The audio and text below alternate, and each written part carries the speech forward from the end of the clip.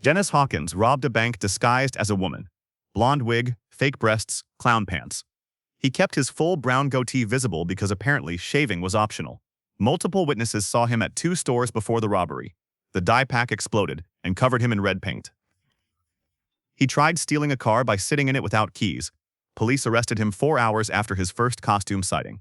The police chief called him America's dumbest criminal. This actually happened. Dennis Hawkins was 48 in summer 2010, living in North Braddock, Pennsylvania. Most people his age think about retirement planning. Hawkins thought about bank robbery. He understood that successful heists require disguises, surveillance cameras everywhere. Witnesses remember faces. A good disguise conceals identity. What Hawkins didn't understand was the difference between concealing your identity and making yourself so visually distinctive that every person within 5 miles could describe you perfectly.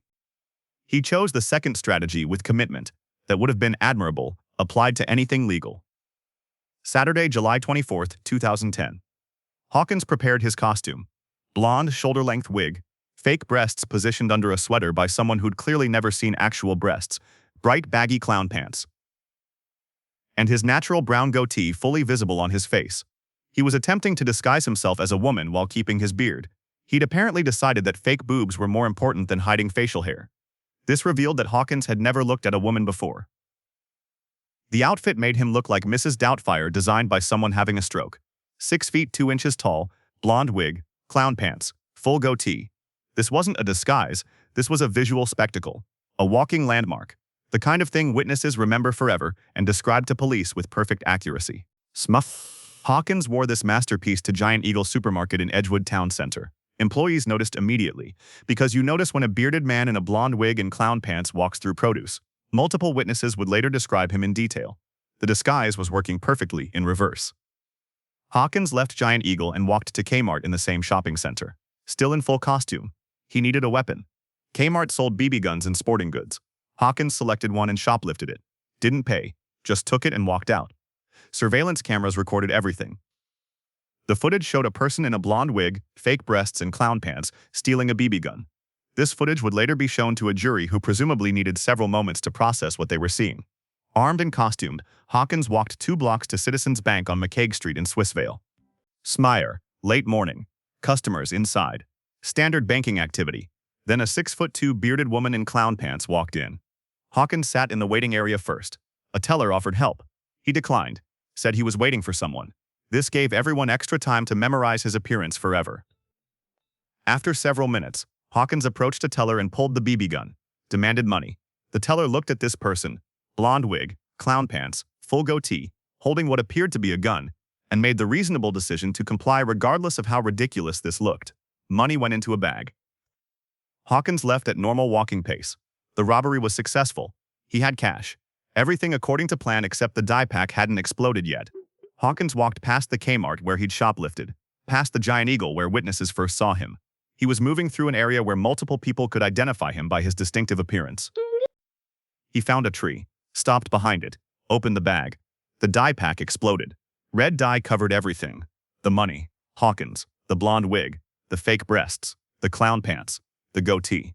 He now looked like a bearded woman in a blonde wig and clown pants who'd been attacked by a paint bomb. Somehow even more distinctive than before, any attempt at blending into crowds, eliminated. He was a walking crime scene, a mobile advertisement for his own felony.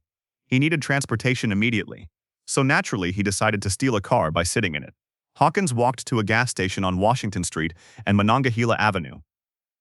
Still in costume, still covered in red dye, he approached a woman whose car was running, opened the door, got in, intended to drive away. The woman, understandably alarmed by a red dye-covered person in a blonde wig and clown pants entering her vehicle, simply got out, took her keys, and walked away to call police. Suffering. Excellent decision-making under pressure. Hawkins sat in the car, couldn't drive it because no keys, couldn't leave because police were being called. He'd successfully robbed a bank, then trapped himself in a parked car while covered in evidence wearing the most memorable outfit in Pennsylvania crime history. Police received the call, the person covered in red dye, sitting in a car at a gas station. They'd already received calls about the bank robbery. They'd already received descriptions of someone in a blonde wig and clown pants. The connection wasn't difficult. Officers arrived to find Dennis Hawkins in the parked car. Still wearing the blonde wig, now stuffed into his pants waist in an apparent attempt to hide it, which suggested he thought the wig was the most incriminating part of his outfit. The fake breasts were still in place, the clown pants still bright and baggy, and now also red, from dye. The goatee still fully visible, covered head to toe in red evidence. Officers arrested him without resistance. He didn't run, didn't fight, just sat there covered in his own conviction. Swissvale Police Chief Greg Geppert reviewed the case and made a statement. He would get my nomination for dumbest criminal, I think. Yeah, definitely different. I mean, with the wig on, you still have his black facial hair with a blondish wig? Definitely different. Professional diplomatic language for, this is the least effective disguise in recorded history. Officers asked about the money. Hawkins claimed he'd found it. Just found a bag that happened to explode with red dye while he was wearing a blonde wig, fake breasts, and clown pants shortly after a bank robbery committed by someone matching his exact description. Officers asked him to show where he found it. Hawkins led them to the tree where the dye pack exploded. The area was covered in red dye and destroyed currency. This did not support his found money story. Hawkins was charged with bank robbery and related offenses, bail set at $230,000. He couldn't post it because his stolen money had been destroyed by the dye pack, and police recovered the rest. He sat in Allegheny County Jail, wearing standard orange instead of his blonde wig and clown pants. The costume had been seized as evidence. The BB gun seized. The red money seized. Everything he'd used was now in police custody. The only thing Hawkins kept was his goatee. The timeline was remarkably compressed. Costume sighting at Giant Eagle morning. Shoplifted BB gun from Kmart shortly after. Bank robbery before noon. Dye pack explosion minutes later. Carjacking attempt within the hour. Arrest shortly after that. Total duration from first costume sighting to handcuffs, approximately 4 hours. Hawkins had compressed a lifetime of bad decisions into a single morning. Multiple witnesses, from Giant Eagle, Kmart, the bank, and the gas station, all provided consistent descriptions. They all remembered the blonde wig. All remembered the clown pants. All remembered the brown goatee. Several remembered the fake breasts. The consistency made identification easy. His disguise had functioned as a spotlight. Useful for marketing campaigns. For bank robbery, catastrophic. The amount stolen was never disclosed. Most was destroyed by the dye pack. Some recovered at the scene. Total profit, effectively $0. Total cost, federal charges $230,000 in bail he couldn't pay, and permanent entry into the dumbest criminals database. He'd also acquired a blonde wig, fake breasts, clown pants, and a BB gun.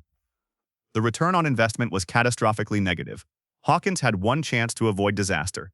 After the dye pack exploded, he could have abandoned everything, removed his costume, and fled.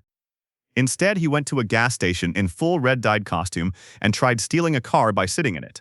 This suggested he didn't understand the costume was evidence, not protection. He kept wearing his disguise even after it was compromised. The goatee remained visible throughout. 4 hours. $230,000 bail. $0 profit. All because someone thought fake breasts were more important than shaving and clown pants were appropriate bank robbery attire. The goatee was the only honest thing about the entire operation. Your tax dollars at work.